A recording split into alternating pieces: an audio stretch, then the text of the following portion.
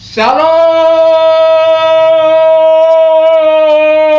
Indonesia, salam Nusantara, dari Sabang sampai Merauke, dari Miangas sampai Pulau Rote.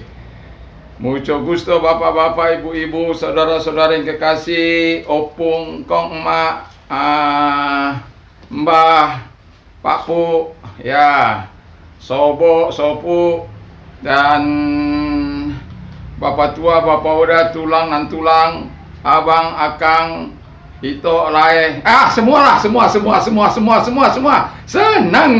senang menyapa Anda di pagi ini melalui layar Android Anda. Puji nama Tuhan, pada pagi hari ini kita akan mendengarkan firman Allah. Malam kemarin saya katakan bahwa pagi ini kita akan mendengarkan memungkinkan yang tidak mungkin. Ya. Tema kita adalah memungkinkan yang tidak mungkin. Nah, kita akan belajar dari Yairus, ya. Kita akan baca di ayat Markus 5 ayat 21 dan 22. Demikian bunyi firman Allah. Nanti dilanjutkan dari ayat 35 sampai dengan 43. Puji nama Tuhan. Sesudah Yesus menyeberang lagi dengan perahu, orang banyak berbondong-bondong datang lalu mengerumuni dia sedang ia berada di tepi danau. Datanglah seorang kepala rumah ibadat bernama Yairus. Ketika ia melihat Yesus, tersungkurlah ia di depan kakinya.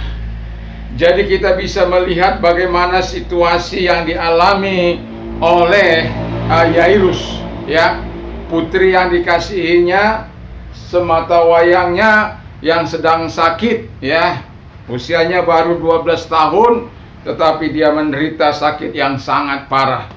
Sebagai ayah, dia tentu sudah berusaha kemana-mana untuk mencari tabib-tabib. Lalu dia mendengar Yesus datang ke kampung halamannya. Dia kemudian menyambut Yesus di tepi pantai. Dan ketika dia bertemu dengan Yesus, dia kata yang sikap Yairus yang pertama adalah ia tersungkur.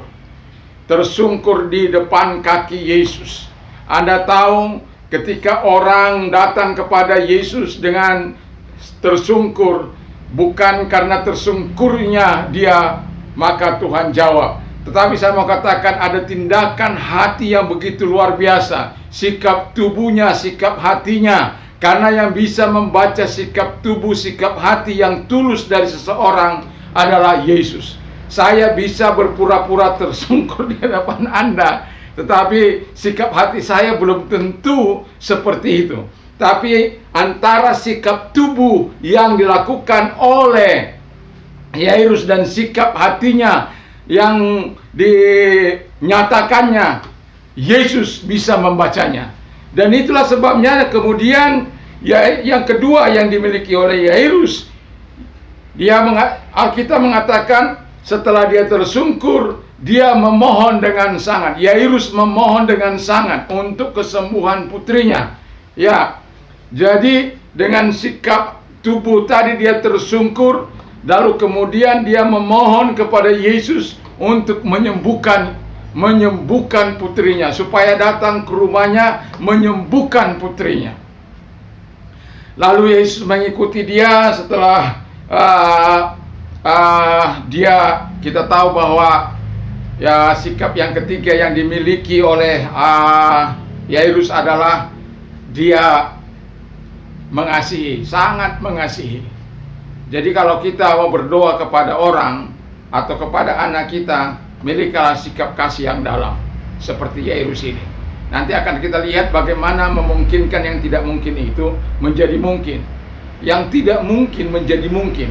Di mana yang tidak mungkinnya? Coba kita baca terus. Di ayat yang yaitu ayat 23 dia mengasihi, ya. Di ayat 36, saya bacakan dulu ayat 36. Tetapi Yesus tidak menghiraukan perkataan mereka dan berkata kepada kepala rumah ibadat, jangan takut, percaya saja. Sebelumnya ayat 35, ketika Yesus masih berbicara, datanglah orang dari keluarga kepala rumah ibadat itu dan berkata, "Anakmu sudah mati, apa perlunya lagi engkau menyusah-nyusahkan guru?"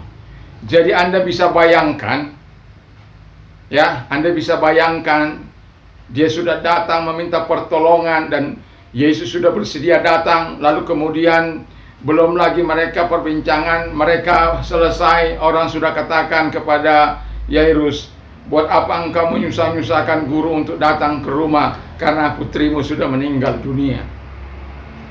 Dan sebagai orang tua, saya yakin dia akan kaget dan begitu, ya, nggak bisa ngomong lagi, ya, karena apa yang diupayakannya untuk datang kepada Yesus, jalan satu-satunya untuk datang kepada Yesus telah dilakukannya. Tetapi ketika belum sampai di rumah, orang sudah datang menyatakan supaya dia jangan merepot-repotkan Yesus karena putrinya sudah meninggal. Artinya bahwa mereka mengatakan bahwa sudahlah, nggak perlu.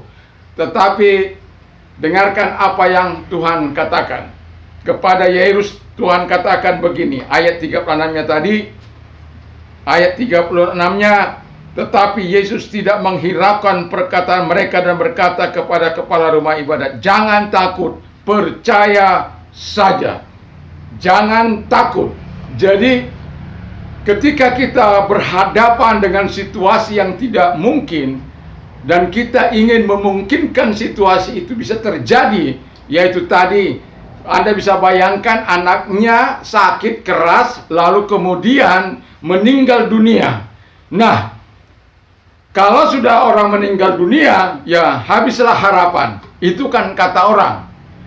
Itu kan kata orang-orang yang tidak mengetahui kemampuan Yesus, yang omnipotent, yang maha kuasa, yang maha berdaulat atas kehidupan manusia. Dia adalah Allah yang betul-betul mempunyai kedaulatan atas hidup saya, atas kehidupan semua manusia. Dan itu sebabnya dikatakan kepada Yairus, jangan takut. Sebab kalau orang takut, dia tidak akan lagi bisa beriman kepada Tuhan. Dia tidak lagi bisa percaya kepada Tuhan. Kalau orang sudah takut, dia tidak lagi bertindak sebagaimana yang diharapkan. Sikap hidupnya pun akan berubah. Dan itu sebabnya Yesus katakan, jangan takut, percaya saja. Itu yang terakhir dikatakan, percaya saja. Dan ini penting. Yesus tidak memiliki formula untuk kalau kamu mau sungguh begini-begini, kalau kamu mau mendapatkan pertolongan mujizat seperti ini. Tidak. Yesus melihat orang-orang yang datang kepadanya, orang-orang yang meminta pertolongan kepadanya dengan sikap hati yang sungguh-sungguh di hadapan Tuhan. Jadi itu yang dilihat oleh Tuhan. Tuhan melihat jauh sampai ke dalam relung hati. Itu sebabnya dikatakan kepada kepala rumah ibadat ini, jangan takut, percaya saja. Apakah Yairus berkata-kata, ya Tuhan? Apakah tetapi dia tetap diam? Tetapi Yesus tahu bahwa apa yang dikatakan oleh Tuhan Yesus kepadanya, dia yakini dan dia tidak takut, dan dia tahu bahwa Yesus mampu melakukan yang tidak mungkin menjadi mungkin. Dia mau memungkinkan yang tidak mungkin itu bisa terjadi. Artinya anak yang sudah mati tidak mungkin lagi hidup, tetapi bagi Yesus tidak ada yang tidak mungkin. Bagi Yesus segala sesuatu mungkin. Bagi orang percaya segala sesuatu mungkin. Para pemirsa yang saya kasih dalam Tuhan Yesus Kristus, mungkin banyak hal pergumulan kita. Mungkin kita tidak sampai mengalami yang seperti yang dialami oleh Yairus ini, anaknya meninggal dunia.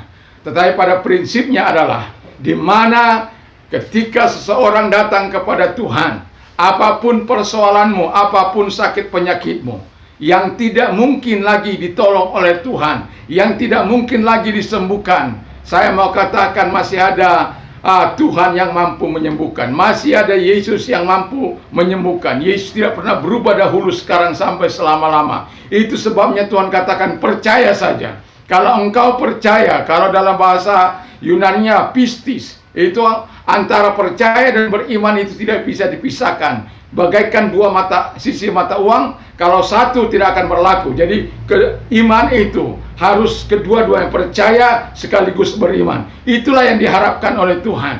Dan apa yang terjadi? Dan ketika mereka sudah dikatakan Yesus, kalau di dalam Lukas dikatakan ya dia tidak mati, dia cuma tidur saja, kata Yesus. Sementara orang sudah menangisi putri satu-satunya dari Yairus. Dan yang mau saya katakan adalah Yesus masih tetap mampu melakukan mukjizat bagi Yairus. Dan pada akhirnya kita bisa melihat putrinya itu dibangkitkan, dihidupkan kembali oleh Tuhan. Hanya Yesus yang mampu menolong kehidupan ini. Hanya ketika Yesus menolong kehidupan Yairus di masa yang lalu, Dia pun saat ini mampu menolong situasi dan kondisimu. Apapun yang engkau alami, yang tidak mungkin bisa menjadi mungkin. Itu sebabnya tema firman Allah, memungkinkan yang tidak mungkin. Dan itu hanya terjadi kalau sikap hati kita betul-betul tersungkur di hadapan Tuhan, memohon kepada Tuhan dengan sungguh dan mengasihi dengan sungguh, dan kemudian saya mau katakan tidak takut. Dan yang tidak kalah penting, imanmu harus tetap terjaga. Yesus berkata, firman Allah berkata, Yesus tidak pernah berubah dahulu, sekarang, sampai selama-lamanya. Apapun masalahmu, mungkin kau katakan tidak mungkin, atau mungkin tidak mungkin. Saya dalam keadaan terperosok. Saya sudah divonis dokter stadium 4 cancer saya. Saya sudah dikatakan begini dan begitu. Nggak mungkin. Tapi saya mau katakan, Yesus masih tetap sama. Yesus masih tetap bisa melakukan mujizat bagimu. Saya sudah pernah mengatakan ketika dokter memvonis salah seorang keluarga saya, ya, di mana dikatakan bersiap-siaplah, malam ini akan pulang. Saya tidak pernah berjaga-jaga selama saya walaupun berbulan-bulan dia ada di rumah sakit. Saya tidak pernah berjaga. Tapi pada malam hari itu, sore hari itu, dokter mengatakan siap-siap, malam ini dia akan pulang. Dan saya berkata, malam ini saya yang berjaga. Dan Anda tahu apa yang terjadi. Memang kalau saya melihat dengan sikap, sudah datang malaikat El-Maut dan macam-macam yang dikatakannya. Tapi saya katakan, Tuhan, hentikan. Belas kasihanmu turun atasnya, sembuhkan dia. Dan dia masih hidup beberapa tahun lamanya. Jadi apa yang tidak mungkin menjadi mungkin. Makanya mari, kalau engkau melihat situasimu yang tidak mungkin, lihatlah situasi itu dari pandangan Allah. Bagi orang percaya, segala sesuatu mungkin, apalagi bagi Tuhan. Asal engkau betul-betul percaya kepada Dia, Dia akan melakukan mujizat bagimu. Dan Dia akan melakukan pertolongan bagimu. Apa saja situasi kondisimu, bukan hanya penyakit, bukan hanya situasi kondisi yang engkau alami, dan berbagai aspek kehidupan ini. Dan seperti yang saya katakan, saya masih tetap meyakini bahwa Tuhan bisa melakukan hal yang dahsyat dan luar biasa. Saya punya mobil di orang, tapi saya tetap yakin bahwa Tuhan akan bisa mengembalikannya. Karena apa? Walaupun orang-orang yang mengambil mobil saya ini orang-orang kaya, ya, punya showroom, tetapi saya tidak takut untuk itu. Dan saya yakin bagaimanapun caranya, saya yakin bahwa Tuhan masih ada kekuatan hukum Indonesia. Saya masih percaya itu, dan saya yakin mobil saya akan kembali. Apapun yang tidak mungkin bisa menjadi mungkin. Karena pernah dikatakan kepada saya, kalau engkau banyak uang silakan lapor, tapi kalau engkau tidak banyak uang jangan coba-coba melapor. Tapi saya juga melaporkannya, dan puji Tuhan setelah tertangkap semua berjalan dalam walaupun ya belum ada tanda-tanda itu, tapi saya tetap yakin bahwa mobil saya kembali, atau dengan cara apapun, atau orang itu yang merasa hebat itu, ya, tertangkap atau dimasukkan dalam penjara. Jadi yang mau saya katakan adalah, mari Percayalah kepada Tuhan, maka apa yang tidak mungkin menjadi mungkin. Dia, Yesus, memungkinkan yang tidak mungkin itu bisa terjadi dalam hidupmu. Mari kita tunduk kepala dan kita berdoa. Berkati firman, berkati kami semua. Berkati presiden, berkati wakil presiden, berkati para menteri, berkati Tuhan Bapa di surga, orang-orang gubernur dan juga wali kota, bupati, camat, lurah, RT, RW, semuanya diberkati. Karena Engkaulah yang berkata kepada kami untuk bersepakat, kami bersepakat. Bagi gereja Tuhan, Aras Nasional, Tuhan berkati. Gereja GP, gereja-gereja dimanapun mereka berada, di lembah, di ngarai, di hutan, dimanapun, Tuhan menolong pelayanan kami, dimanapun ada, di kapal, di mana saja Tuhan Yesus, di lembah-lembah, dimanapun Tuhan Yesus memberkati. Terima kasih Tuhan. Sahabat-sahabat kami, dimanapun mereka, Tuhan memberkati. Dari Sabang sampai Merauke, dari Miangas sampai Pulau Rote, bahkan di seluruh dunia ini. Terima kasih Bapa di surga, terima kasih. Bagi Anda yang sakit, apapun keadaanmu, situasimu, ketika engkau mendengarkan kapan saja melalui siaran ini, atau ketika engkau mendengarkan, mengklik siaran ini, saya mau katakan Yesus tidak pernah berubah, dan Yesus mampu menjamah engkau asal engkau percaya dan engkau beriman sungguh-sungguh. Jangan datang kepada manusia, kami tidak dapat berbuat apa-apa. Tetapi ketika engkau datang kepada Yesus dengan hati yang hancur, dengan tersungkur di bawah kaki Tuhan, dengan sikap tubuh, sikap hati yang benar-benar, lalu memohon dengan sangat kepada Tuhan, dan kau memiliki kasih yang sangat dalam, dan kemudian enggak takut bahwa Tuhan tidak menjawab, tapi engkau percaya dan engkau akan melihat mujizat Allah.